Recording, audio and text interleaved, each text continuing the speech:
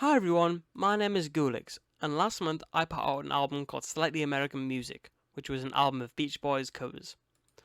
The one thing that really consistently amazes me about almost all of the Beach Boys and Brian Wilson's output is just how brilliant the production is throughout their discography, even when the songwriting gets a little bit shaky. Before anyone gets mad, this is the band that put out Hey Little Tomboy after all. From the early humble beginnings of Surf and Safari, to the wall of sound arrangements of Today to Smile, to the ultra-bright hairs of Sunflower or the clanging synthesizers of Love You, there is always something to latch onto which will pretty much always blow your mind in some way. As a musician who is much more interested in recording and producing rather than performing, I thought that it would be a nice idea to reinterpret these wonderful songs which have more than stood the test of time in my own style, to practice recording and producing without having to worry about writing, while paying tribute to one of my favourite bands, and one of the greatest bands ever, which is the Beach Boys. Over these next few weeks, I will be breaking down some of the project files of some of the tracks from Slightly American Music, giving insight into how I recorded these tracks, showing off some small details that may have gotten lost in the final versions, and perhaps giving some advice to other people who are also recording music at home. Today I've chosen to look at my cover of Don't Worry Baby because I believe that it is the most effective cover that I did, and it has a lot of small details and interesting moments that I would like to shine a light on. If you haven't heard my cover already, there will be links to it and the full album in the description of this video.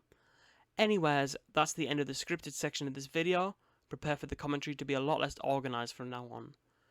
And I say a lot less organised because I've just stumbled my way through that, so let's hope it doesn't end up too incoherent. Alright, I'm going to start now. So the way I'm going to do this video is I'm going to go through each instrument group individually. So all the keyboards and all the basses and all the vocals, all together, and then I'll move on to the next group.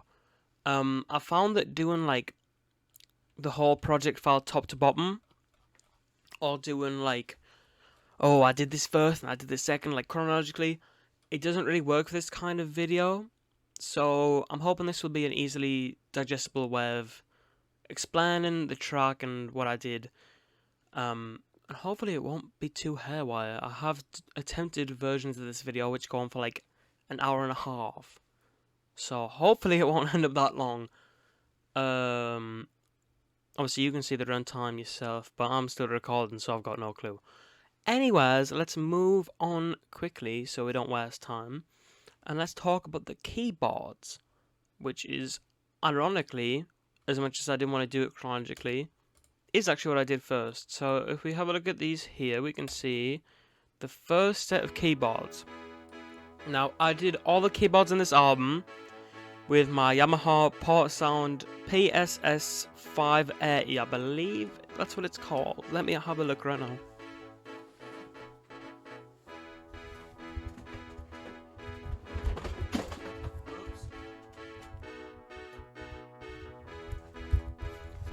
PSS 580. I was just making sure I got the S's and the 5 in the right order because they look very similar on the font.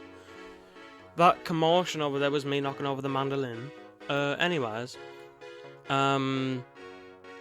yeah. So you can hear these. I've just run through the track, front to back, really, just doing one take. That's the thing. I'm a keyboardist. I'm a pianist. I'm a whatever. First and foremost, so I learned all these tracks on keyboard before recording them. So that's what I started with on pretty much every track in Slightly American Music. I'm pretty sure every track. And yeah, so you can actually see here. Now this is something interesting. This is trivia for the whole album. You can tell which tracks on Slightly American Music were done first, based on the on whether the keyboards are doubled or not. So you can see on this one they're doubled.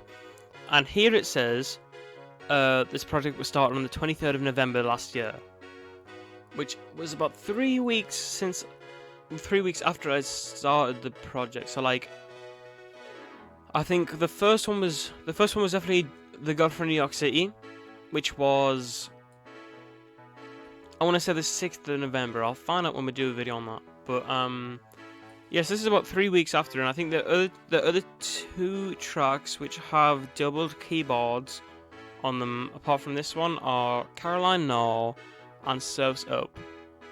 Apart from God from New York City as well.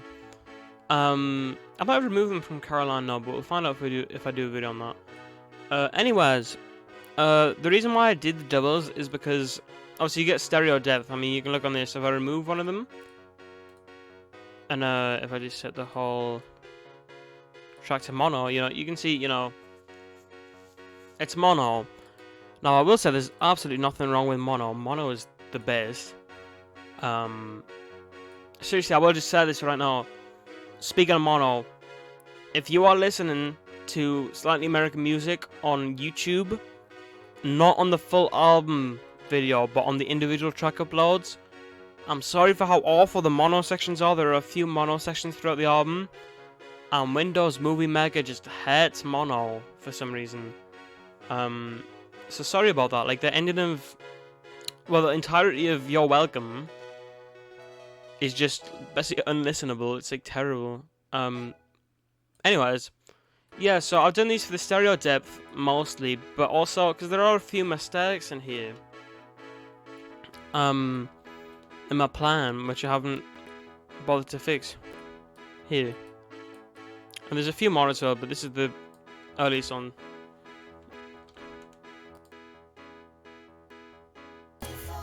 Whoop. So yeah, yeah, it's kind of to mask the mistakes. But I will say, the reason why I stopped doing this, apart from being lazy and not wanting to do 2 tracks when I can do 1, the reason why I stopped doing this is because I was worried it would cause like phase issues. Now I will say I've listened on numerous sets of speakers, and I've listened on the TV, and I've listened on another TV, and I've listened in the car. I've listened in the car over Bluetooth and then over the CD. And I didn't hear anything on this track, although Live Let Live has double keyboards, actually. Yeah, because Live Let Live, I don't know if anyone has maybe noticed this. It does have a bit of phase cancellation on the keyboards, or maybe it's just like, I don't know, it sounds like phase cancellation, but I can't be sure. I'm sure it is, to be fair, with the double keyboards. And you can see there's no like sort of differentiation in the waveforms too much, apart from like timing. It's kind of very similar most of the time, because it is the same thing. But on this track, I've not experienced it. I just think it's better safe than sorry, really. And the stereo depth is not necessarily needed. But anyways, let's move on to another double set of keyboards. The organs, which are not actually playing in this section. So here we have the organs. Again on the same keyboard, same setups and everything. Recorded pretty much like as soon as these takes were done. I love this organ sound on the keyboard. I will say, if you ever find one of these Yamaha PSS 580s in the wild, definitely pick them up, because I don't know how expensive they typically are. I mean, I didn't get mine online. I found mine in the real world. I don't know how pricey they are, but if you find one, or one similar to it, like look it up, you can see what they look like. Definitely try and pick it up, because it is really, there's some really great sounds on it. Obviously, it's very easy to use. It's very small and light, so I use it when I'm traveling and that. But yeah, just the sounds are really great. It's like an FM sound. Organs are brilliant, you know. But yeah, these organs are just looped, I think. I think that's the same. Yeah, that's like the same thing. So I just recorded those little sections and then moved them along. At the end, and I will say here, I've had to splice a bit, because obviously I recorded this section here and I've had to cut it, but here I got the rhythm wrong and I got a few notes wrong. So you can see here, this is the punching. And then I'll play the original track. You know, you can hear the whole rhythm is different. The edit is a bit sloppy here, you know, with this transient lifting, but it's fine. It's fine. Don't worry about it. It's fine.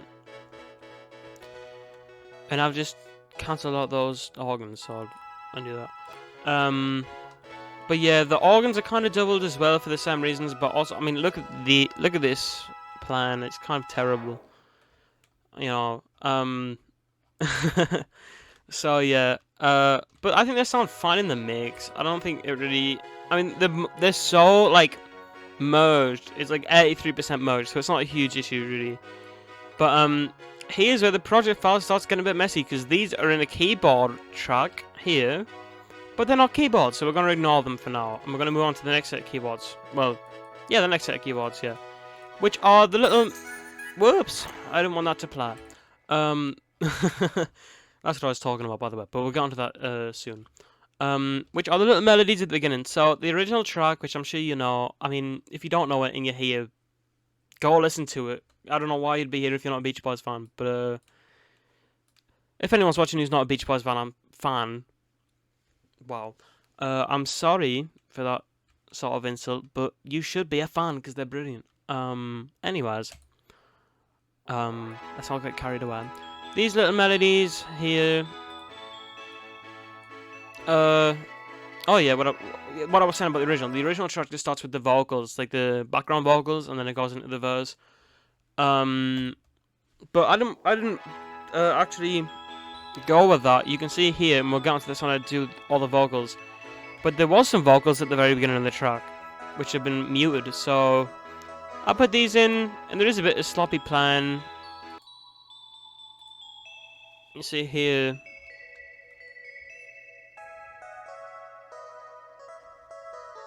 That's like totally off. But it's whatever, it's fine. Oh, I just need to select all these channels again. I've accidentally undone it. But yeah, actually, let's talk about effects because I've completely skipped those. So on here, there's only just a bit of EQ. There's pretty much EQ on everything. I think that's like a constant throughout the track. But yeah, there's no actual real processing here on the organ. Actually, I will pose this question. What designates a slapback delay? So I always thought slapback delay was like, you know, just a really quick delay. But then I was wondering, because you listen to the John Lennon solo stuff, which, you know, that's famous for the slapback delay on the vocals. But it didn't really have any like feedback on it. And this has loads of feedback, but it's really short. Does that count as a slapback delay or not? Because it's got a ton of feedback, or does it not? Does it need to be like one echo or whatever? Because it's like, I don't know. It's a large amount of feedback though. Much more than one echo, you know. Let me know in the comments if you know anything about that, because I'd be curious to find out. That's something I don't know personally. But anyways, that's all the keyboards in this section. The only other keyboards in the whole track, I believe, are these keyboards that come in later on. Actually, no, there's actually one here. So, yeah, this one comes in later on as well. So, after the intro, some random vocals there. We get this little keyboard coming in, playing in inversions, so that's like, you know, and that's something I like to do when I layer. You can hear this on Live Let Live as well. Whenever I layer a keyboard, I always kind of want to do a different inversion, just so it kind of sounds different, and you get a richer sound. I'm sure Brian did something like that on some of the Beach Boys records. Maybe on You Still Believe in Me? Maybe? I don't know, just off the top of my head. But yeah. But that's there, and that's just a single track thing. And then here we have... Whoops. Are these coming in? Now I think these are doubles. Maybe... Let's find out. Yeah, these are doubles. So you can see these are panned again. But on all of these... We've got a bit of reverb. Now, I think to me, the main characteristic of this album, or these tracks or anything, is the mono reverb. So, if I just take this here, and hopefully we can copy that value. Oh no, we can't. So, anyways, this is the mono only. Now, I'm gonna put this back and it's gonna be wrong. But you know, you can hear that mono reverb. Doesn't that just sound a bit retro? I don't know. To me, that sounds really retro. Like if I turn that stereo, it sounds too modern. If I have mono reverb, I guess it's just 'cause it's mono, maybe it sounds like that. I don't know how they used to record reverb. Whoops, we got some vocals coming in on some channel. Yeah, I mean, obviously I know they had echo. I get like the concept of it, but I don't know if they would like record stereo or reverb back in the day. Obviously on the Beach Boys ones it wouldn't have mattered because most of them were mono, anyways. But yeah, the mono reverb, that's over everything. That's on these here, and it's on everything. Like if I go through, this one's got reverb on it as well.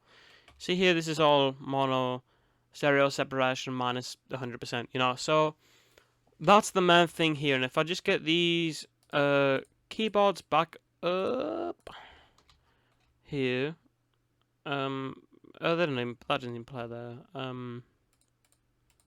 All the keyboards.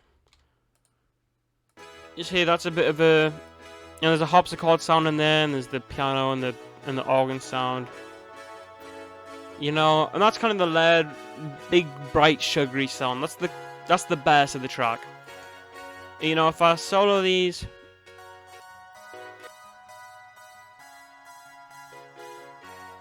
you know, I'm pretty sure that's a different version. I can't honestly tell by ear, but I'm sure it is. It sounds like it is vaguely. Yeah. So that's all the keyboards on this track. They're all the same keyboard, and the only real process on it is like delay and reverb, which kind of goes for everything.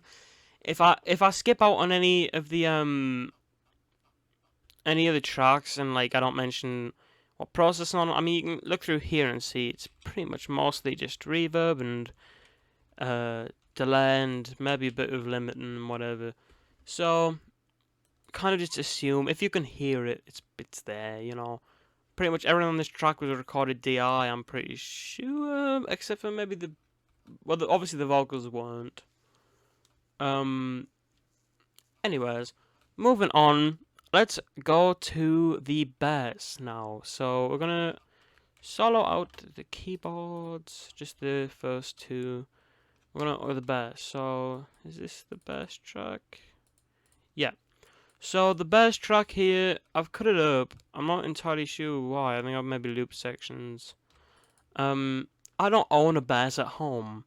So what I've done here is I've got I believe it's my acoustic guitar.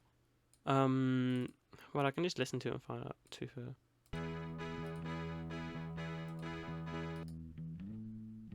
Yeah, that's my acoustic guitar. And I've just pitched it down 12 semitones, an octave. So I think everything on this track, if you look there at the top left, you see 44.1. That's what I've recorded everything at. So apologies to anyone who was a massive audio freak and likes all this crazy high-end audio. It's only 44.1, but that's CD quality audio, so it's good enough. It's good enough for me. But this bass was recorded at 48. Just so it sounds smoother when you pitch it down. That's something I will say. I'm going to give some advice, which I'm sure everyone who knows what they're doing will know, but anyone who's not in the know, make sure if you're doing any sort of mashups or anything that changes the tempo or changes the pitch, make sure you have like the highest sample rate version. Like I hear so much Smile fan stuff that just kind of sounds digital and terrible. The stuff that comes to mind straight away, which is kind of unfair to criticize for this, is the Purple Chick Smile from like 2008 or whatever. Obviously back then they were still working off like bootlegs and whatever and CDs and whatever. To be honest, I'm not sure if the HD version of Smile Sessions exists, but if it does exist, make sure to find that. I know there's like crazy versions of Love You out there. But yeah, the higher the samples, the better it's gonna sound when you pitch shift it. Anyways, it's a bit of a tangent. Let's get back to the track. Here you can see the bass is, you know, it's just kind of going along with the keyboard, what I've played on the keyboard bass. And the effects here, we've got some EQ, kind of carving out the mids. I think you get a bit of resonance in there, and I wasn't a fan. I just wanted a bit of a clicky sound, so I got this boosted here. I've got this up here. And then I've got a bit of an amp on it. So I used to use Revolver, which is like an amp sim thing. Which if you're a fan of Toby Fox, like the Undertale guy, you'll probably know what Revolver is. It's like the amp that I used on like Megalovania and whatever. Yeah, I used to use that all the time because of him. But I switched to Blood Overdrive because one, Revolver doesn't like support stereo output, whatever. So if you did any like doubles, they're just gonna fold it down, and I don't want to have two identical tracks panned. That's just a waste of time. So I switched to that, and then also because it's a stock plugin. If you notice, if I just go through really quick, I'm pretty sure every effect on here is an FL Studio stock plugin. I'm not sure I used, because there's no MIDI or anything on this track. It's all recordings. So yeah, I'm pretty sure everything on this track is stock FL. Which I will say, if you can use a stock plugin, use it, because that's what they're there for. I'm someone who has terrible hard drive like organization and whatever. So I used to get carried away with plugins. Like if I go here, like look at all this. This is all like MIDI stuff. I don't use MIDI basically at all. I think the only MIDI on the whole album is like the short and bread drums. You know, and I don't use any of these anymore, man. You know, you see a lot of these. Speaking of Toby Fox, you've got the Soundphone player that is stock, but you've got like Keyzone, Meow Synth, DVS Saxophonia, all this stuff where he used to use. And he still continues to use it, but what I used to use because of him, and I just don't use it anymore. So that's a lesson. I should probably end up removing those at some point. Use stock plugins where you can, because they do the job. That's what they're there for. There is a few moments on the album where I've used external ones. I have used Revolver on the album, and I've used a vinyl plugin. I think it's this one, which I got recommended from Rome, who plays bass on Heroes and Villains. And it's gonna crash. Oh no! Please don't. Please don't. Oh my god! If it actually, oh gosh, it's not gonna crash. But you know, this thing, I use this on Heroes and Villains, and maybe some other tracks. I don't know. Maybe just Heroes and Villains. Anyways, gosh. Moving on, because I've wasted a ton of time on Blood Overdrive. Let's just like to amplify it and stuff and get a bit of a distorted sound almost. It's not fully distorted, but you know. I've got this limiter going on. I will admit, I understand how a compressor works. I can't set one for the life of us. So I use the limiter because it does the same thing, and you get this graph, and this is really useful. I mean, you can see how much I'm compressing. This is nuts. Look at that. That's crazy. No attack or release or anything. You might think, just from looking at that would pretty sound terrible, but it doesn't, because you can see how dynamic this recording is. This was recorded with the mic, not DI, so I was wrong before, I think. But you know, you can see here it's getting totally walled off. But if you listen to it, it uses all the punch. It kind of becomes well, weak. I mean, let's listen to that with the whole track. You can't feel it, you know. So we got this going, and then there is some automation with the bass at the end. What's this on? Insert. So insert 20, and then we'll go. Oh, whoops! I don't mean to click that. And we've got this here, this end. So there is some automation somewhere, or there was automation maybe. Maybe there was automation somewhere. I haven't removed it. I don't know. It has been about like months since I've done this. But yeah. Anyways, what there is automation for is the octave bass, which is right next to it. Here, which is muted, which is what I had on the track, which we're just gonna solo these tracks again because I don't want to play the whole track because it is loud in my headphones, and if I turn it down, it's going to affect the audio on the video. And then I'll have to reset it, it'll be a pain. So,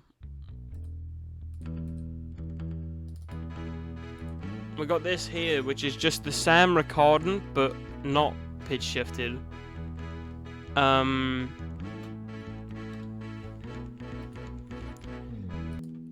this has got some limiting on it, some compression. Not a huge amount, it's just catching the peaks, which is kind of what you want it to do. You don't want a huge compressed sound on something that isn't bass, really. Is this slapback? Because this is slightly slower delay. It's synced to the tempo. It's slightly slower. Is this slapback? Because it's got a bit of feedback, but it's not like as much as that organ was. I'd really like to know. I could Google it, but I'd like to know from anyone who watches, if you could let us know. And then we've got some more mono reverb here, yay! Which is just, you know, it's going. The same thing with the balance, just so I can adjust the volume without having to change the automation. That's me being lazy, but it works. It works. So I didn't end up using that, but I didn't delete it. I think it's just because the bass is kind of shaky. It's not the best performance in the world, but you know, whatever. I'm not really a bassist, so I did my best. But yeah, we got this section here where the bass changes. It doesn't sound like an actual bass line, and that turns into the sort of this part.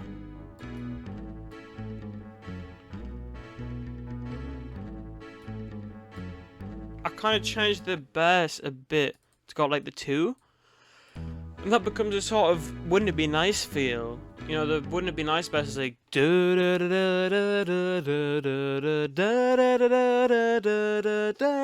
which is kind of what like the which is kind of what's going on here. Now, I think I'd put that in and then forgot about it, because I would have probably put a wouldn't it be nice reference in, but I didn't. Either way, it doesn't particularly matter, it's there and I've mentioned it now. But let's move on from bass, because that's pretty much all there is to say. There's those 2 tracks, and then there's a punch-in at the end.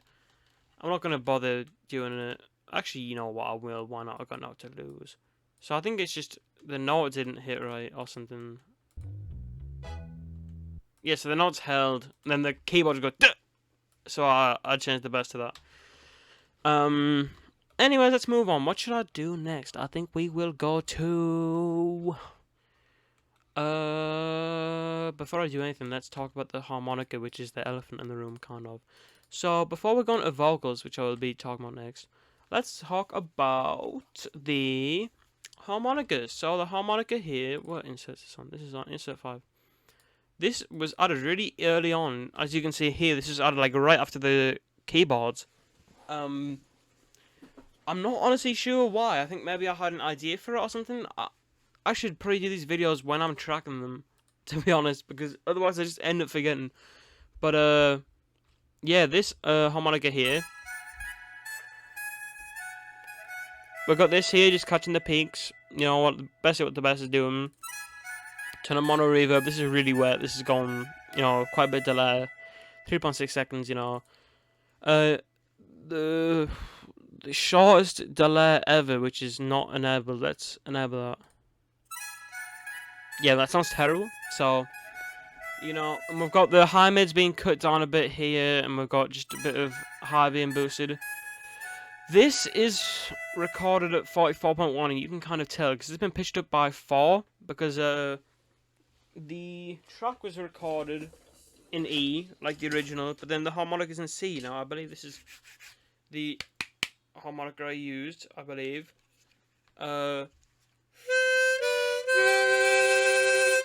You know. Oh, I'm holding it upside down.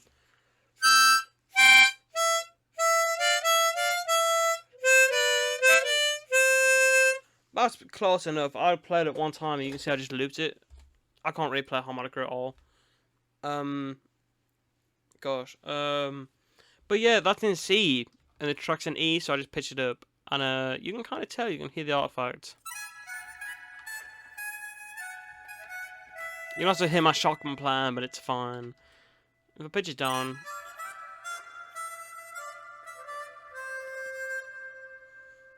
obviously that wouldn't fit with the track, so we take it up. But with the full track in, can you even notice? I certainly can't. It sounds fine. Anyways, I think that's the only like non-guitar or keyboard instrument in the whole thing. Oh yeah, speaking of keyboards, actually I will say there is some more keyboards here. Really quick. We've got some brass things. Which is just going here, and it's got... Now, would that classify as slapback? You tell me. You know, really quick to learn. Whoops. I'm unsoloing the wrong thing. So yeah, that's gone there, and I'm pretty sure that's it. Anyways, let's go on to vocals. This is the most interesting, to me at least, I think, part. Yeah. So, just because I think... What am I talking about? I've just got sidetracked. The vocals are the most interesting part to me because I think there's so many layers. And I think the sound, this is probably my favourite vocals on the whole album. I think That's Not Me had some good moments. I think Caroline No has some good moments. I think the lead on Caroline No is probably the best lead I've ever done. Heroes and Villains has got quite a lot of moments. Live Let Live has a cool lead, I think. But I think Don't Worry Baby is probably the best one. And let's listen to them isolated really quick, and I'll show you what I did. There's actually an interesting reason behind... Well, I don't know if it's interesting, but I'll explain it anyways. There's a reason why the harmony is like this. A practical reason, other than I liked it. So let's have a listen to these. Well, it's been building up inside of me for I don't know how long. I don't know why, but I keep thinking something's bound to go wrong. So if I isolate the original line, you'll notice something interesting here. Now, warning, this is terrible vocals, this line, and it gets completely masked and you can't tell. Isolated, this is going to sound terrible, but just listen. Well, it's been building up inside of me for I don't know how long. I don't know why, but I keep thinking something. Do you notice that? I keep switching between the head voice and the chest voice. You know, that's the chest voice. Well, it's been building up inside of me. You know, so it's really on a bridge. I'm pretty sure. I'm not a singer in any way, shape, or form. I don't know any of the terms, but I'm pretty sure it's a bridge. So to mask that weak vocal, because if I just mute these and play the whole track, that's weak, man. That's weak. Obviously, I could have maybe done a better tag. But you put that on, that just glues it, man. That makes it brilliant. And I can actually show you here. Yeah, here. I wrote out the harmonies. And it's just thirds. And usually I go for like sixth or something on this album. Like I think on That's Not Me, it's sixth. On Heroes and Villains, it's actually thirds. Caroline No is mostly sixth. But yeah, on here I did that as a practical thing, rather than I just like the sound of it, or it's just like I defaulted to thirds. This is because I wanted a vocal that was higher than the main one. And obviously thirds is going to be better than sixth for that, because you know if I wanted sixth, it would be the same line. I would take it down like that. But yeah, that's a practical reason, because it's right on a bridge. And I could have changed the key, but I didn't want to do that because I'd already recorded like all of this. Anyways, let's have a look at the processing before we move on to the next set of vocals, because the processing is actually different. So here we've got Diessa using Maximus. Now, last year, right before, like days before I started doing Slightly American Music, I finished an EP. A totally original EP, no covers or anything, just original songs. Which is crazy because I've written like one original song this year. So I can't believe I wrote like 5. But yeah, so one of the things about that EP is that I didn't like use any DSs or anything on there at all. And on Pairs Mega Sales, which I don't recommend you go listen to at all because it's terrible. I didn't use any DSs on that either because I always thought when I started, like when I originally did like the Leon Foster song back in like 2023. I read online about DSs because this is the first thing I did with vocals, and I didn't see any DS plugins in FL, so I was like, well, I'm not gonna get an external one. I don't know, is it that important? Well, it is that important because I spent so many hours mixing those vocals on that unreleased EP from last year, which probably will be gone on YouTube soon. I spent so many hours mixing those. I'm thinking, oh, why can't I do it? Because there's no DSer, and actually, I will say, speaking of no DSer, there is no DSer on Surf's Up because I finished that whole track before I did figure out what a DSer is. But yeah, I found out Maximus does it, and that's on every vocal on this track, even if there's no like sibilance or anything. Which is maybe a bit overkill. And you can see up here how much memory it's taking up. I'm just gonna check Task Manager really quick. Where is FL Studio? FL Studio is taking up like 20% of my 20%. I don't know. I can't read. I can't read these graphs. But yeah, maybe it's a bit overkill using so many instances, and I could have used a bus, but this is before I even knew what buses were, so you know. But yeah, that's on there. Well, it's been building up inside of me for I don't know how long. If I go back to... Well, it's been building up inside of me for well, it's been building up. I can't really tell a difference with that at all myself, but it's just there as a safety net in case it does get a bit sibilant. Anyways, more mono reverb, and this time it's got a bit of a low cut on it. This EQ looks nuts, but I will say, right, I'm using the same microphone to record this voiceover as I did to record these vocals. And it's the Tono TC30, I believe. And you can hear how dull that sounds. Like, I've got it like that. That's not going to get picked up properly. That's going to kind of sound a bit muffled. So you kind of need to boost a lot of the highs. If I look at any of the vocals on here, if I go like on here, you know, you can see these have a similar looking EQ graph.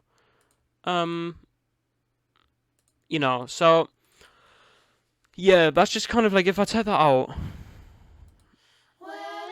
it just sounds dull. That sounds kind of overly bright, but that's obviously part of the sound of the track.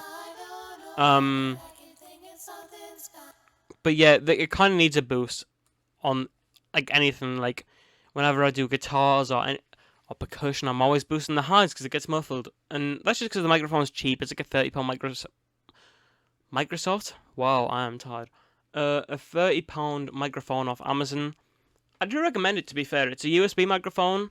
But it's only £30, and it works fine. I've used it on literally everything I've done, ever. Anything recorded, I've used this microphone, or this type of microphone. I think I replaced it one time, at some point.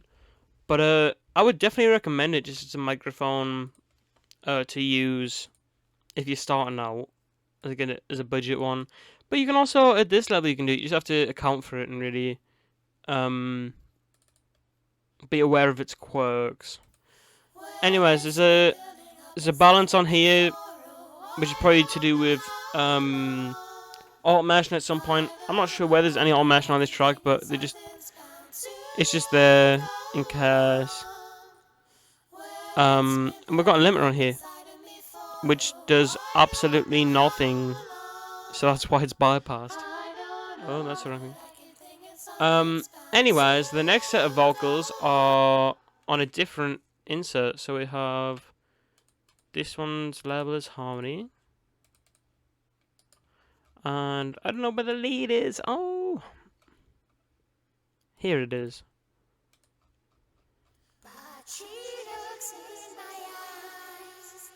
I don't know why. I don't think that's supposed to be pan to the left. I think there is some insert 10 pan, and oh, that's 12. There should be some automation that I'm bypassing here somewhere to do with that.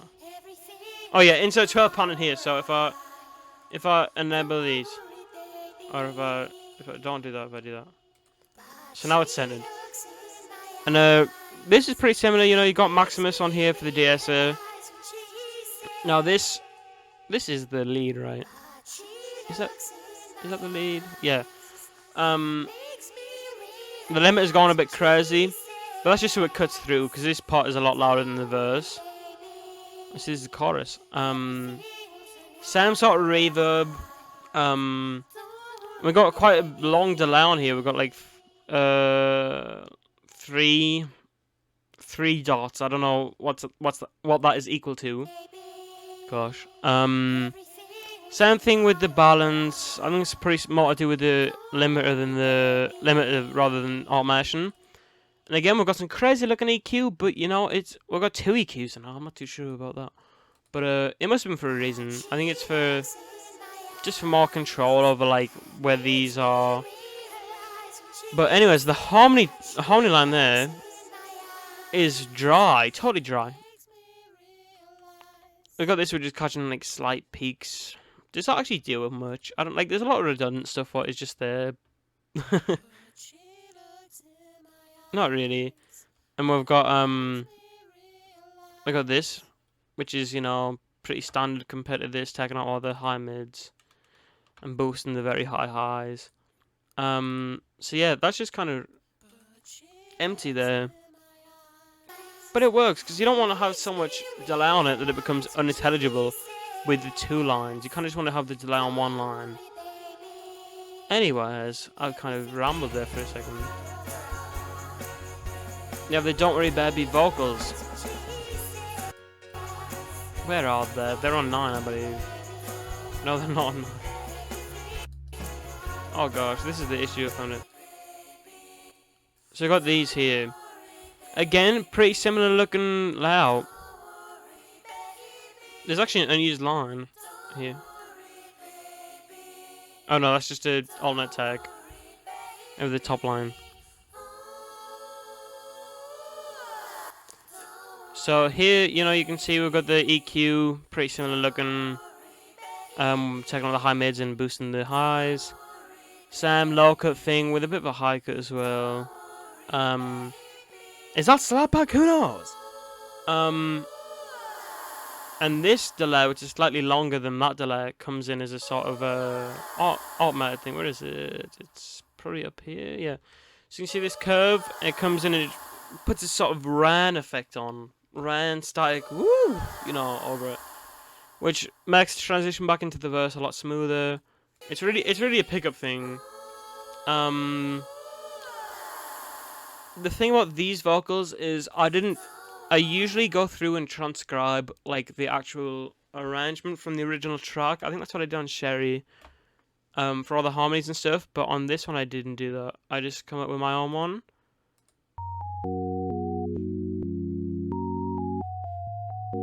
I just come up with my own sort of arrangement. Pretty typical of what I do with having sort of the top and bottom lines opposing. This is funny. On my Annalie the Healer, which is actually on YouTube now, which wasn't on YouTube or even recorded or even thought of when I did the intro, because the intro was recorded like a week before recording this section. The intro of this video. That has a lot of opposing bottom lines. And top lines. I don't know why I do that, and I haven't really picked that up from anywhere. But I think it just really kind of, I don't know, it sounds cool. But yeah, I don't know if these are anywhere close to the original lines. I'll have to look at them and figure it out. But someone let me know in the comments if there are anyone who knows if they're anywhere close to the original lines. They just were kind of approximated, but I think it sounds fine.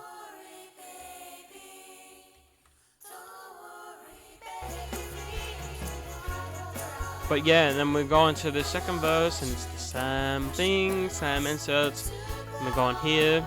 Actually, there's some backing vocals here, but as the file names is brilliantly said, ooh, ah. So what instance is this? 24, and then we've got another vocal down here. So we've got 27.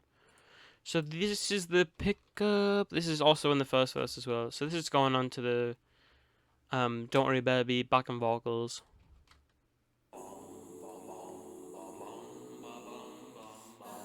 You know, those bombs are very pitchy, but it works fine. And then the ooh and the ah kind of, that energy going in, that's brilliant. That's going straight through.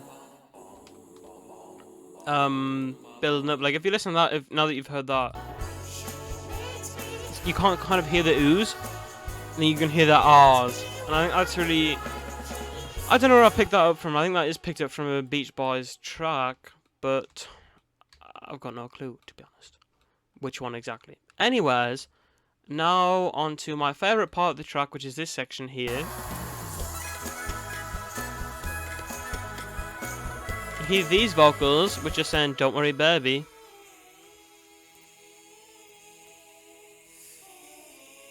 These ones, which insert these on, these are on 9, which I already knew that. 9, isn't that fairly early on, or are these very high up? That's because these were in the these were the vocals that were meant for the intro. I've totally said that correctly. Here, you can hear them here. Same exact tags.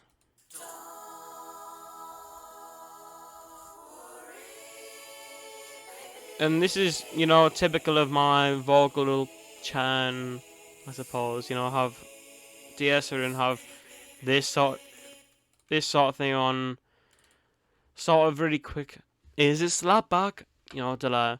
And we've got a bit of a flanger on, which is just giving it a bit of depth. Like you can hear, it kind of sounds a bit dead without it.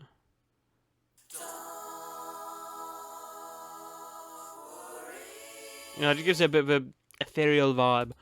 Anyways, let's hear those over the intro. So this is how I'm gonna mute these as well, just so you can hear the intro, the vocals.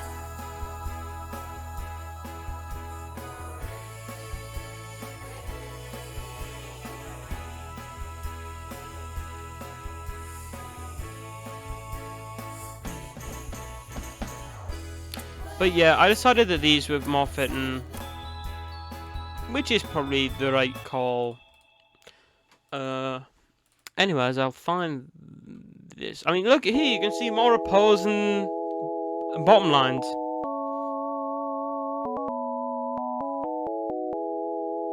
This is totally something I've just invented here. And these ones here, the that's actually muted on here. I'm not gonna play them, but that's what these ones are, and you can kind of see the waveforms are different. That guy's cut off anyways, but that was revived in the bridge. How brilliant is that comeback? But my favourite thing about this track is the musical references in here, the vocal references or whatever you want to call it. So here we have the vocals from numerous smile songs or smiley songs, I think, that era, in the bridge. So let's have a look at that. So we've got these ones. Sorry, I'm just trying to decipher it myself. And these are all got the DS or whatever. This is from With Me Tonight. I think. It's been a while. That's the intro. And then we've got these from Whistling. I'm not a lob. I do know the Beach Boys songs. That's going there. And these are Oddfellows. And then we've got this one, which actually doesn't have a de-esser on, which is from Vegetables. And this has a noise gate on, because it's so compressed, just so it cuts through the mix, that it has a noise gate on, which is pretty redundant. But this is my favourite part of the track, I will say.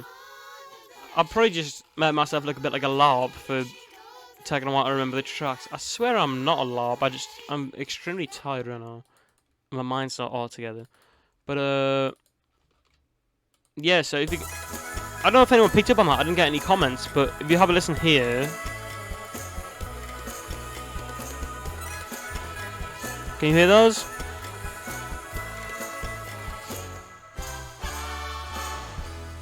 Yeah, so that's there. And this whole section is packed with so much. I'll just go through and show you really quick if I can find it. We got some mandolin stuff going on here from my electric guitar, and this is pitched up an octave.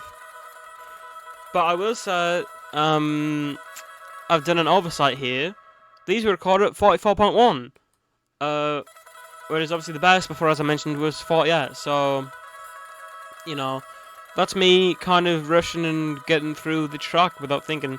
Again, standard guitar chain, low overdrive. I've got a limiter just so it cuts through the track. That's a very strong limiter here, you know. Low ceiling. And we've got this just to get the notes through and everything, you know, getting these. These aren't doubled, so these are just 2 tracks. A bit of a long reverb, you know, 3.5 second decay and low cut and everything. This isn't definitely not slapback. This is like a. Let's hear that without it, without the delay. To me, that sounds identical, but I must have put in there maybe because of this and maybe I don't know. I can't actually. It's very quiet. Anyways, I just love delay so much.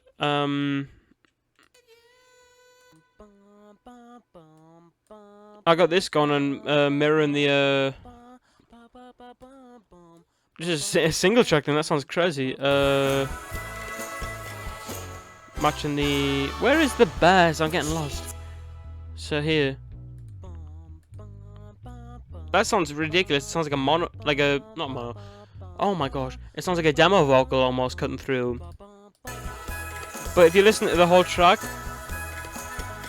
it kind of comes through as like a octave thing, and it sounds totally like the bass is being octaved, but without having to actually have a harsh octave going on. But yeah. Anyways, let's get back to the vocals really quick, and we'll get back to that because there is some percussion stuff that I'd like to go through with just the whole percussion track. But interesting bit of automation here. So we have the vocal centered. Insert 10.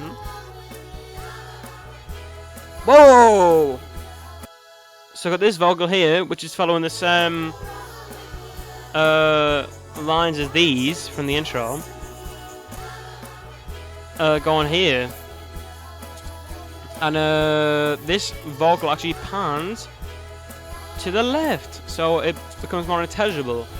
Now, as much as I love mono, and as much as I think it's brilliant, and I do prefer the mono versions of basically all the Beach Boys stuff, and all the Brian stuff, and all the Beatles stuff, and you know, all the Zombies and the Kinks and whatever.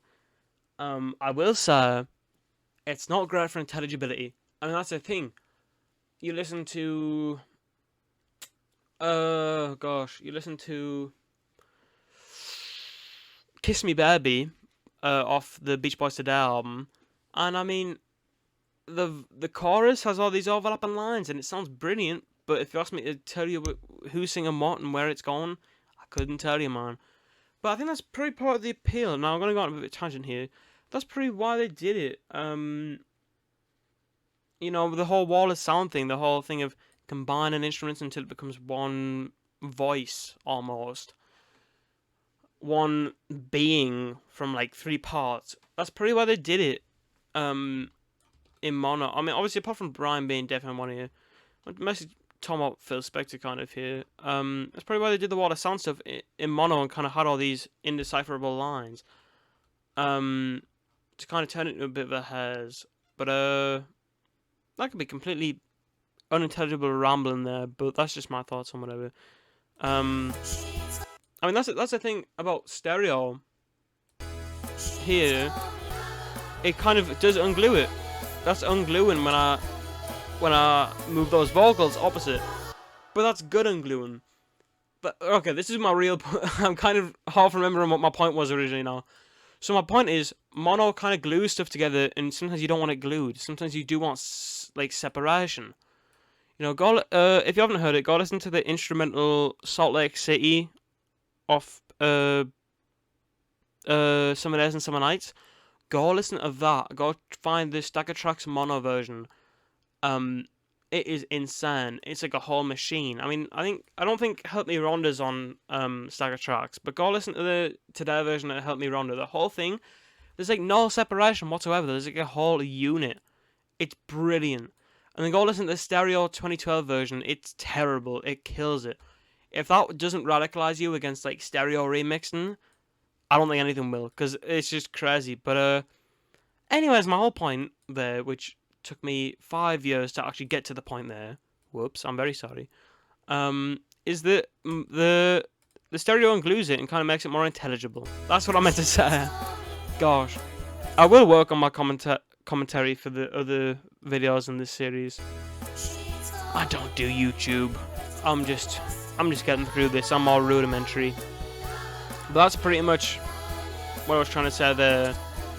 This only has a de-esser and some reverb, but it's so quick and easy. You might be thinking, why I don't put all these on the same channel, or as I said before, why don't I put it on a bus? Obviously, I didn't know how to do buses. I actually still don't know how to do buses in FL. I know how to do them in Logic, but not in FL. You might be thinking, oh, why don't I just put them in a bus or in the same channel? I just like having control over it. I've got 125 channels. I might as well make the most of it. And to be fair, I think it only goes up to like 45. That's like the highest track, I think. Oh, that might not even be used. We'll say like 44. So I might as well make the most use of them, and it just gives more control instead of, because I'm not the greatest at automation. Automation's kind of annoying to do in this version of FL. This is 20.7.2, so like 6 years old at this point. I've heard the new FL Studios have better automation, but I just haven't been bothered to update because I don't want to mess something up. To be honest, this version works. It works fine. There is automation, but it's very rudimentary. Just like, oh, I'll create a new clip. Like if I go here, it's like, it's very rudimentary instead of just going through the whole track. But anyways, the last bit of vocals is the "You're So Good to Me" section here, which is over 2 tracks, I believe. 3 tracks. Which I'm pretty sure it's the same chords. I don't know. I was just hearing this melody over and I was thinking, yeah, let's put it in.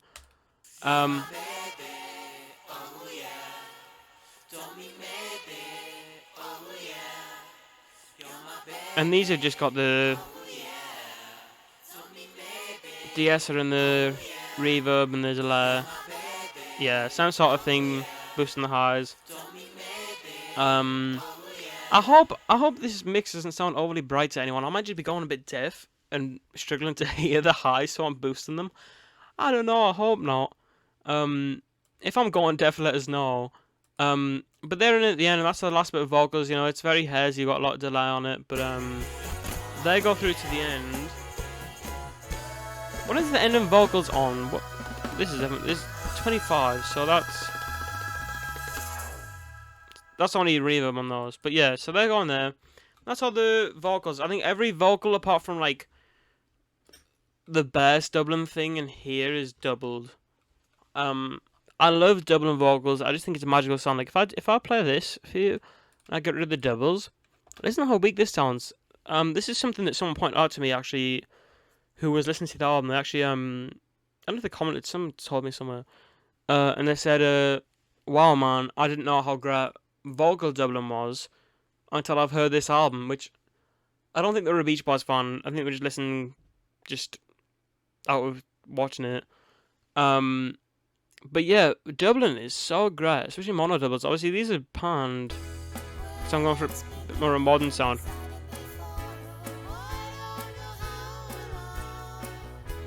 Which, that's not a bad sound.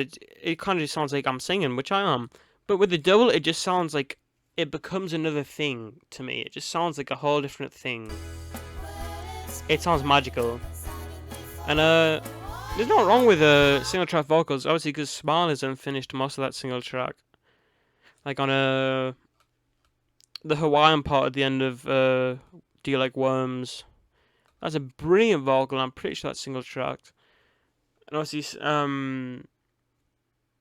all the flown in vocals off Smiley Smile, like on the end of Holidays or on Fire. Actually, I think the ones on Fire are doubled, but you can definitely tell the difference. But I think there is a time and place for it. I mean, I think the vocals on Sherry She Needs Me and in the chorus is single track. They might be the only single track leads on the album.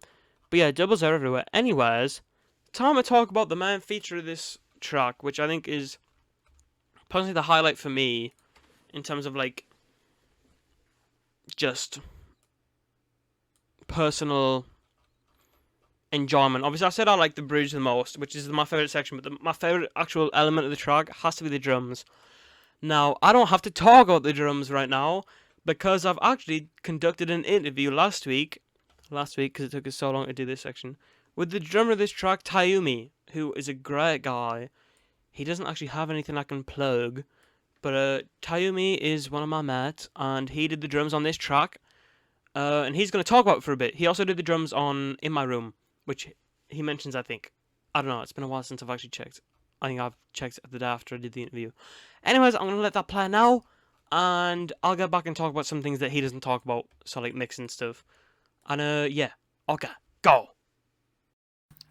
Hello, my name is Tayumi, and I was the drummer on Don't Worry Baby and In My Room, and I was the dog, only the dog, on Caroline No. And not the Tran, like I just said, and we had to cut because I said he was the Tran, and he wasn't the Tran. I was the Tran. I think that's rap. That's not rocks. Anyways, that's not important. This one's about Don't Worry Baby. We're going to talk about Don't Worry Baby and the drum session that we had for Don't Worry Baby, which was the only part of the track that I didn't record at home because I'm like broke and I don't have drums at home. Yeah, so Because I like my neighbours, I'm respectful. Okay, let's go. we were in the studio and we had the drum set up. We had 2 toms, a good 14-inch wooden snare, and I believe 1 ride, 1 crash, hi-hats. We had 2 overheads, a kick and a snare, and is it 2 mics for the toms? Yeah, we had 2 mics on the toms, then 2 overheads, and I learned a week after the session that you can put a mic on the top and bottom of the snare. I'm totally new to drum micing, so I had no clue about that, and that's why it sounds a bit flimsy. That's just me talking. Anyways, let's talk about the tuning of the drums. We got the drum set up, and we took a while to tune them. me and Chingrian started tuning them, where he would control the tuning and I would just tell him when to go up and down. So that's his contribution to it. Because I was the boss, Yeah, basically, I'm of the here day. as well, but I didn't do much. I was going to find a place for him, but then I didn't. It was already finished by the time. I tried to get the snare to kind of sound like 1977 Mickey Hart, which I just really like the sound of then. I mean, I had my drums back home in the electric drum kit, trying to get that sound. And it was just nice being able to get that sound out of it. And the toms were tuned quite high. Yeah, and the low tom had a really nice punchy sound. And we took the we took the... took the resonators off. On the original, they're pretty high as well, the snare. Oh, the snare was very high. Yeah, so Oh, yeah. that was kind of... Very tight. It's a bright pop song anyway, so you kind of want that sort of... So it was a very bright and tight kit. And for me to actually play the song, I didn't really change much of the drumming, really. I mean... It's the same sort of snare rhythm. Yeah. It's just a 4 on the floor kind of beat. For the chorus, I kind of went a little bit kind of Ringo-ish, which I know is the Beatles, but... It's okay. That's why we have boats, we can go across the Atlantic now. Yeah. So for the chorus, well, the difference is, in the verse, it was just a normal kick and snare beat. And for the chorus, I did more of a tom with 2 hits on the snare and 2 hits on the floor tom. Which I initially was not a fan of. I was like, no, don't do that. And we ended up doing a few takes, and then I was like, no, do that again. Mm-hmm. So that's a bit of creative liberty that he's took, and it's ended up in the album. Yeah. I have to say, Collaboration is beautiful, guys. I do regret the fills I do. I feel like they don't really fit very well. I feel like they're a bit too dagga dagga dagga. I mean, it's a bit boring. Fills. It's a bit too fast as well for the song. I don't think it really fit, but no one seemed to complain. I thought That's it was how that brilliant. compliments. Oh, thank you. Me personally, I think the fills are fine. I don't know what he's on about, to be honest. And I had a Red Bull while I was doing it. Yeah, you did. You weren't meant to because they're not allowed in the studio. Yeah, I had a good Red Bull. It was quite nice. Had me all pumped. How many takes did we do? How many tags? I ended up accidentally deleting all the alternate tags, so I think it was like seven full tags, and then there was a few false starts, which is, it's fine because it was like 9 in the morning or like 9:30, which everyone's waking up at that time, everyone's switching on. You're still asleep when you're on the bus, and Oh. And nothing about the playing. I thought the most important thing, and gooolixx agree, I had to really kick this into me, that the bass and the kick had to be really locked in. oh yeah, that's one thing that we really. So on the harmonica solo and within the chorus. Yeah, because it changes from the dum dum dum dum. It changes to the dum dum dum dum dum. That sort of thing. So So I really had to lock that in. that's where a lot of tags kind of ended, and I was like, cut. I was very ruthless. I was like shouting at him. He's scary. I was berating him. It's very scary. I was raising his voice, and he was shivering. He was like, "No, I'm sorry. I'm sorry." Oh, he's convulsing on the floor. I was like, "Get up! You will play this correctly." Made me flinch every time he did that as well. Yeah. I had my buddy Daniel next to us, and I was just whipping him. I was taking my anger out on him because you can't hurt the drummer because you need him. Daniel was useless. I was just like that. I hid in the corner so I wouldn't get beat. Yeah, and that's real, by the way. We have a video of that. Oh yeah. That's standing in the That's for the OF. That's It's for the fansly. Yeah. I don't endorse this behaviour. She was you beating us? What are you talking about? It's gone too far. Is This is a family. Is that rap? This is a family-friendly YouTube channel. Is that rap? No, it's not raps. It's not raps in the slightest. Barbecue mate. Why is that so funny? I don't know. You're just smelling it, you fat. Yes. Oh no, I'm trying to kick the Pringles off The it. Pringles, man! Anyways. That's about it, basically. That's about it. That's about it, basically. Oh, and I used 7A sticks. I used chopsticks. Shingo likes to make fun of me over it because they're very small. Yeah, I don't know how you play with them. I'm just that cool, really. Well, to be fair, Shingeron is about a fair, 3 feet taller than him. So. Alright, man. Alright, man. Anyways, is that it? Do you reckon that's all you have to say about it? Yeah. Okay. Well, back to my lonely commentary. Peace and love. Goodbye, guys. Goodbye. I'm recording the commentary after this, so we're going actually to the future. It's going to be pretty cool, guys. Okay, see you. Okay, so I hope you enjoyed that, and I hope it wasn't too unprofessional. We tried our best. But the drums on there, as I said, or maybe he said, 6 tracks. We have a kick, a snare, toms, and overheads.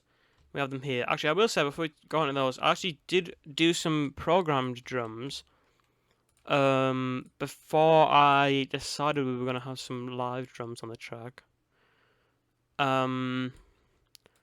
Yeah, here. I didn't mix them or anything. I don't think they're even. Are they even going to a channel? Okay, they are. Something like Raven, whatever. And these are the same drums from my. See, I just made the groove. I didn't even do anything. Those are the same drums from my version of Mona, which I posted just before making. Just before uploading Slightly American Music. Gosh, no, it wasn't just before making it. I finished it by that point.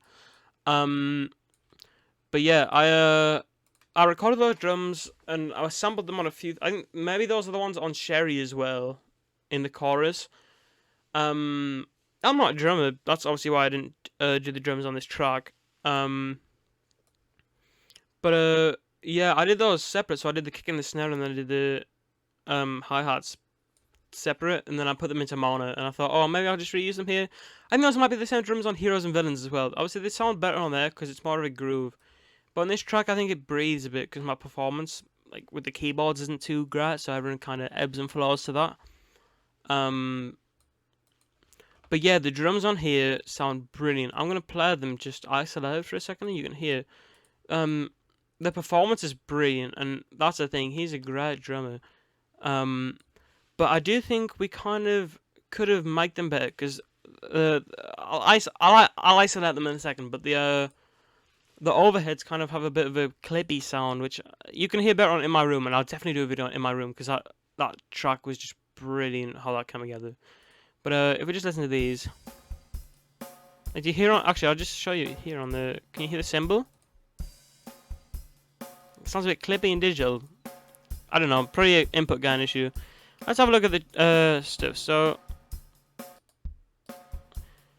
they're actually back different. The kick has no effect on it, which you shouldn't really have effect on the kick, I don't think, unless it's like a terrible recording. It's got a bit of bass boosted here in the subs. I had to be careful because I was actually getting feedback while making this album, and everyone was saying, "Oh, it's the bass is too loud," and I was like, "All right." And then I released it, and then I had people saying, "Oh, the bass is too quiet." So I was like, "Well, I don't know. I don't know who to trust with this one." But it turned out fine, I think, with this track. I think this is probably the best sounding bass on any track, considering how like rinky-dink the bass setup was with the limiter and everything. But anyway, so there's no on the kick. The snare has pretty noticeable reverb. Just to give it a bit of a longer tail, it's kind of a really short snare. Really high tuned, as he said. He said something about the Grateful Dead, I think. Oh, he loves the Grateful Dead.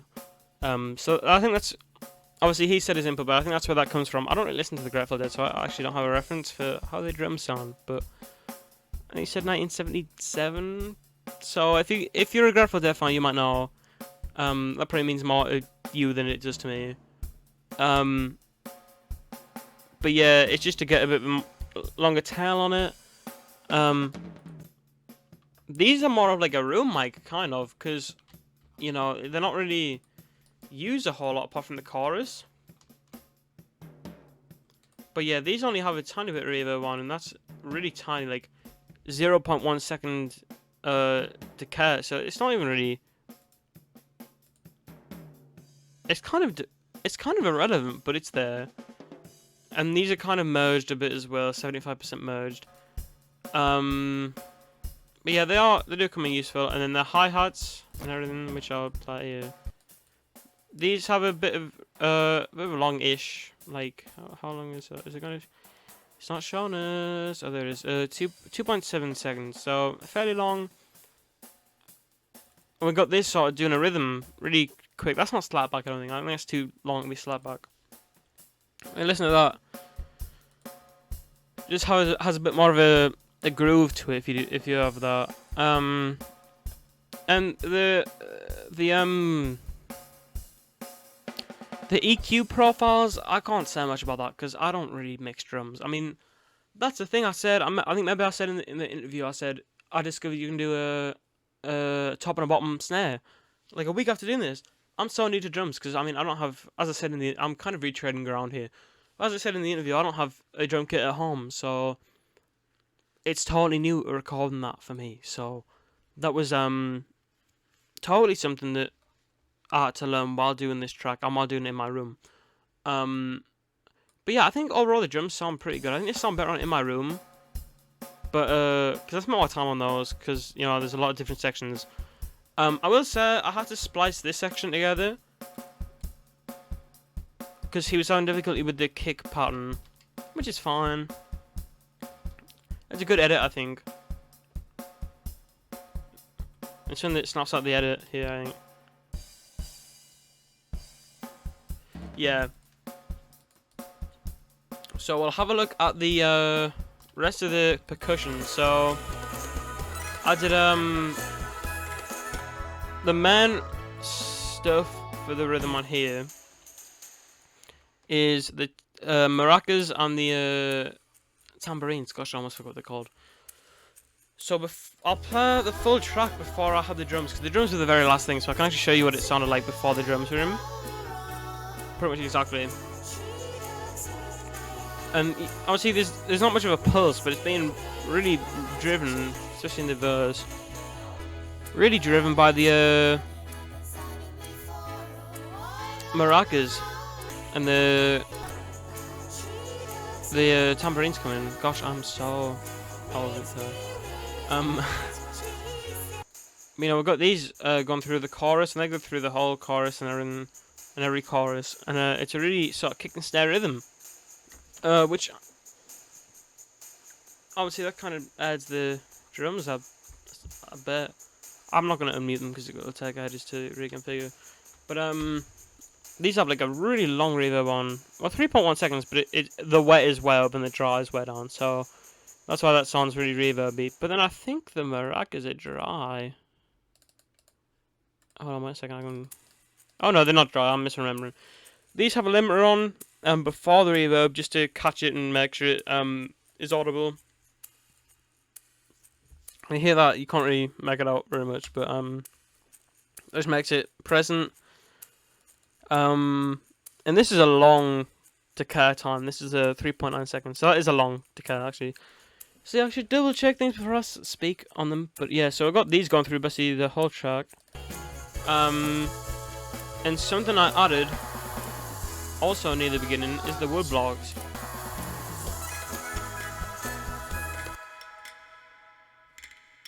And that adds a lot to the track, and you don't really notice them.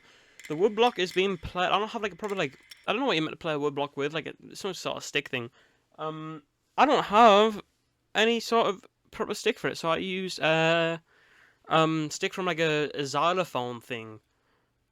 And that sounds fine. And these are the same. These pre-recorded around the same time as I did the wood blocks at the beginning of Caroline No.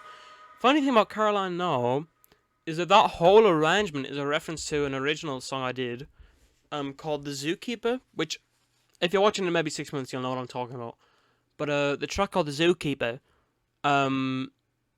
it's like 30 minutes long. It's really long, and the last track was specifically like a reference to Caroline No, like the original version. It has the wood blocks, and the whole vibe of the track is very similar to Caroline No, like the ending section. And the wood blocks are there. And I thought, oh well, I'll just reuse that arrangement for my Caroline No, and by the time Slightly American Music is out, I'll have the EP out. The EP's still not out. So, in the future, that'll be a funny reference, and maybe it'll look like the Caroline No, my Caroline No arrangement influenced my original track, which is the other way around. But, yeah, so these are here, and they sound brilliant. Add a lot to the track, and then one thing that also adds quite a bit is the bongos. Again, I'm not really a percussionist at all, so this kind of sounds a bit goofy. These had a stereo enhancer on it for a bit, but I got rid of that because I just thought it sounded a bit flimsy. I don't know if anyone remembers, anyone who's watching will remember, but back in the day I used to use so many stereo enhancers. It was basically on every track, and it was basically like I was reinventing duophonic mixes and that. And I got to a point where it was like, I need to stop. I really need to take a step back. So I've been reintroducing them recently because they do have a use. But I just thought here it sounded flimsy. Again, we've got the limiter on just to catch the peaks and make it punch through the mix. Because it is a busy mix, especially in this section. Got a bit of reverb on. And this is tempo. It says tempo march. It's just a slight bit of delay on it. Relatively short decay times. But that adds so much, and actually there's an unused portion here. Let's have a listen. Yeah, it just doesn't do anything there. It's just kind of a pointless thing.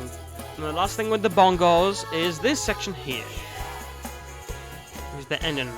Hear that? It kind of sounds like a woodblock almost. Not a woodblock, a cowbell.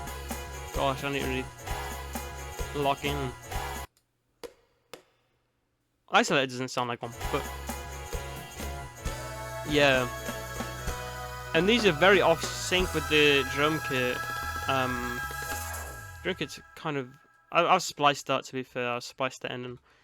Where am I looking at?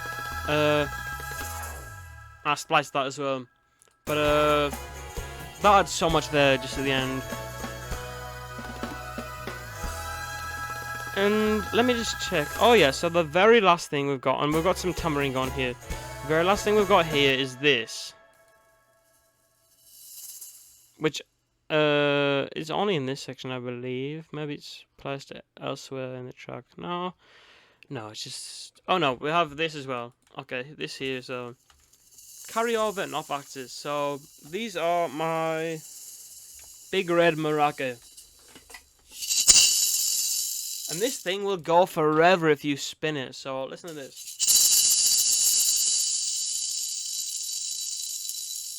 So it's really great for transitions. You know, I talked about that rain effect on the vocals up at the top. It's really great for those, that sort of effect. So if we listen here, they come in and it just takes it to the next section. I'll play the I'll play it here. It is on the rain effect section, you know. It's just white noise almost, and that's here as well. Into here, like listen to this, man.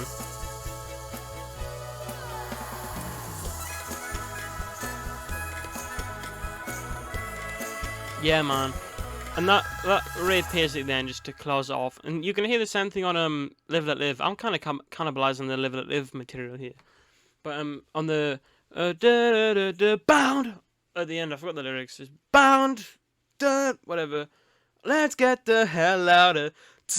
You know, it's really going. So that's on every track. I think you can pretty hear it on Caroline now as well when it goes into the guitar part. Definitely all over Heroes and Villains, over the whole album basically. But they're really helpful. So I think that's the last bit of percussion on the track. That might be everything.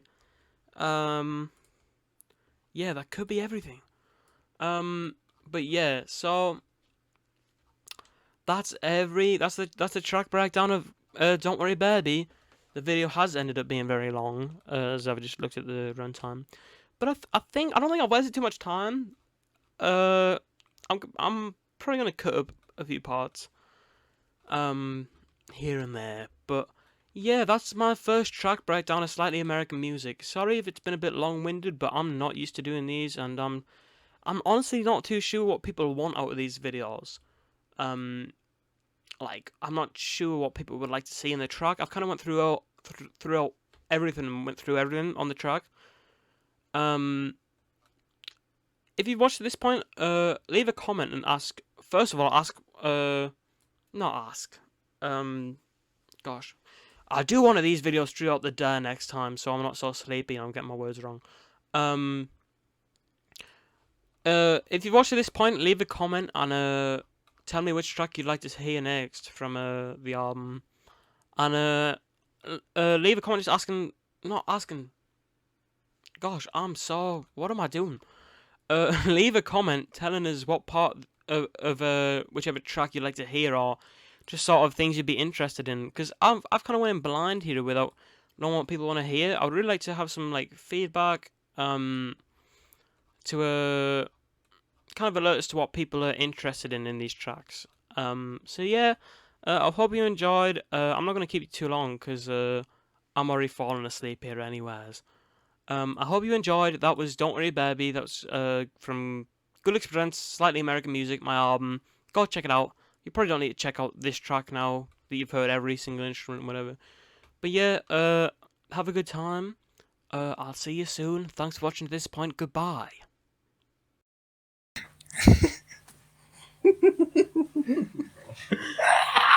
Oh my god.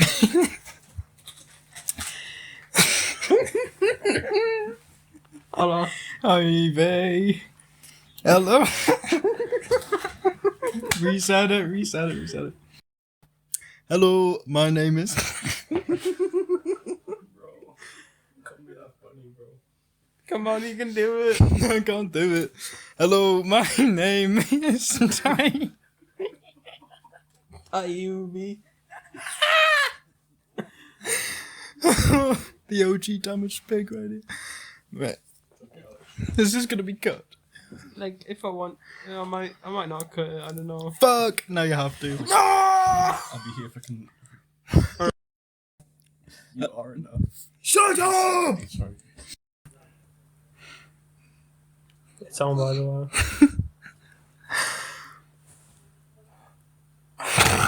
Oh my god. My god. We're never getting this done. It's like Lotus all over again. Hello. It can't be that funny. I'm so freaking baked right now. Hello. Why are you eating your ice cream in front of me, man? Can you actually fuck off? This guy's trying to share the love. Okay, come on, I got this. Yeah. Okay. I just cut it. Swear to God. Hi guys. Hello, my name is Tayumi, and I was the drummer for the song "Don't Worry, Baby" on gooolixx presents Slightly American music. There we go. Aye, I know it. So it was proper good session, like. It was proper good. Please ask me questions. Okay, so I set up the kit, so I can't really ask you about that. By the way, the kit we had six mics. We had kick, snare, 2 overheads and 2 toms. I'm eating my ice cream, man. Fuck off. So I can't ask you about that. I just said that for a bit. You know why? Because I can't see his face. So all I'm looking seeing is a guitar. I'm gonna have to cut that because I'm yapping.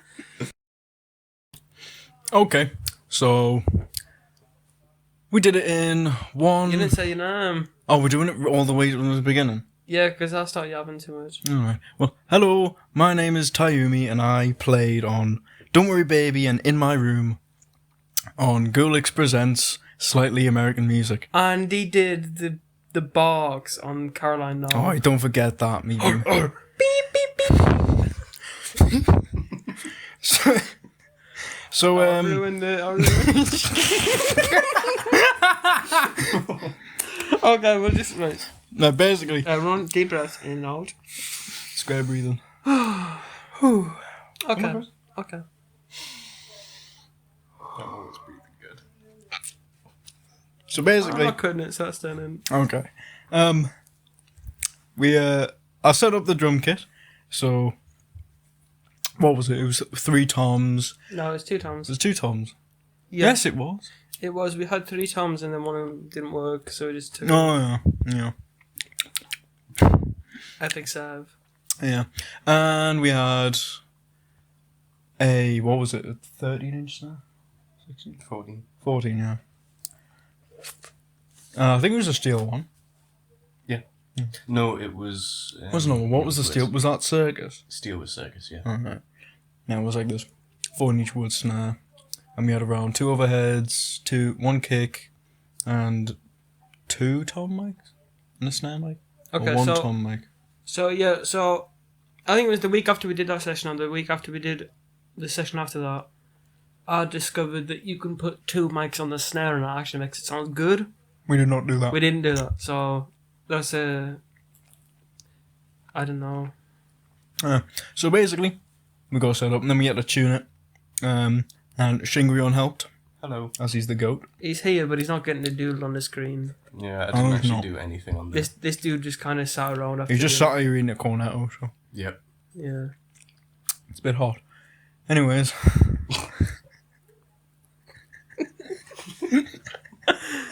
If you're wondering, it's 19 on an overcast later. But, so we tuned it. The snare was close to around Mickey Hart's snare in 1976. I tried to get a sound like that.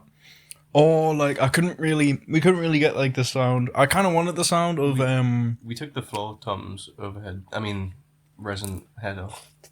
you know, it gave it a very punchy sound. Which sounded like, to me, it sounded like, Spit it out. what's it called? I'm Waiting for the Day. Oh yes. Sound like the Tom from that. Sorry, that was rude. I just told you to spit it out. I apologise. gooolixx is always Don't rude. hit me, please. Just like this video. You can't. They Wasn't remove being okay. dislikes from Mate. YouTube now. Yeah, basically. So back is really like. God, bro. Tuned it pretty good. Yeah.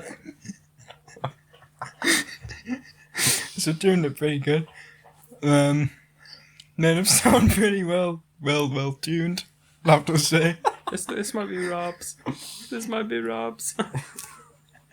I can speak more. Let me have my piece in the video. do you want to? Hold on. Do you want to like restart and we can just speak through that? Because there's like 3 minutes and you said it's I tuned it pretty good. Okay, I'll look and I'll do. I'll do it. Okay. I'll do.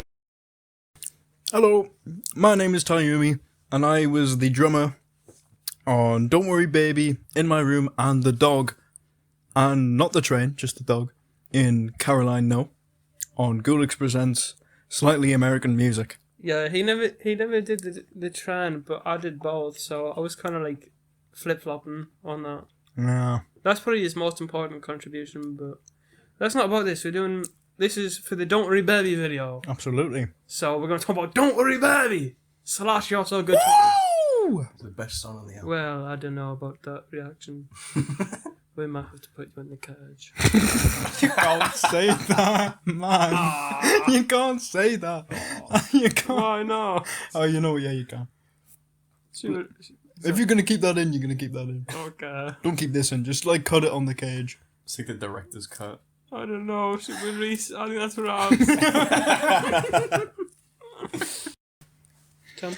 Hello, my name is Tayumi, and I was the drummer on Don't Worry Baby and In My Room, and the dog in Caroline No. And not... No, you were the train. No, I was the dog. You were the train and the dog.